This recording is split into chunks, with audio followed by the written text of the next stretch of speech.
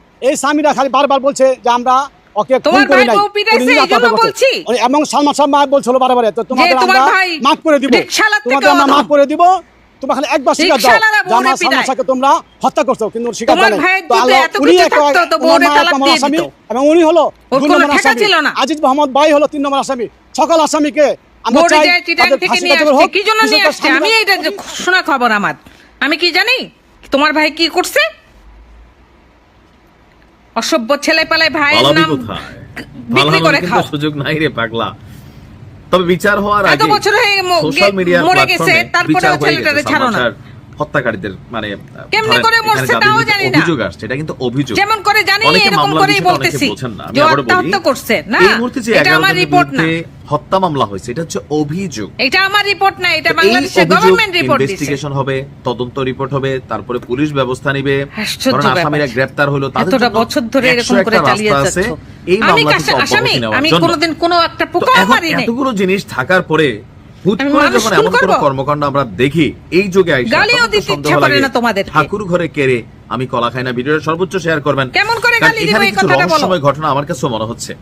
কারণ আমরা জানি যে আল্লাহ সালমান বলছে শাহ গালি না হত্যা মামলা দিতে। দায়ের করার পর তোমাদের 11 আল্লাহ জন যে রহমত আসামি, করুক। তাদের কিন্তু দেশ থেকে উপর একটা দোয়া নিষেধাজ্ঞা রইলো তৈরি করা তোমাদের। হয়েছে। ইভেন ইমিগ্রেশনে আপনার চিঠি রাখা হয়েছে পুলিশের পক্ষ থেকে যে এই 11 জন আসামি, এর মধ্যে হয়তোবা 2-1 জন আছে পুলিশ বলছে ইতিমধ্যে দেশের বাহিরে, বাট যারা দেশে আছে তারা যেন দেশ ত্যাগ করতে না পারে পুলিশের কাছে পুলিশ ইমিগ্রেশনকে একটা চিঠি দিয়েছে। কিন্তু এর মাঝখানে আমরা দেখলাম যে আপনার যে মামলাটি হয়েছে, মামলার খুবই গুরুত্বপূর্ণ এবং কি পরিচিত আসামি যারা, এদের মধ্যে হচ্ছেন ডন এবং সামিরা। তো এই 2 জন হঠাৎ করেই আপনার নিরুদ্দেশ।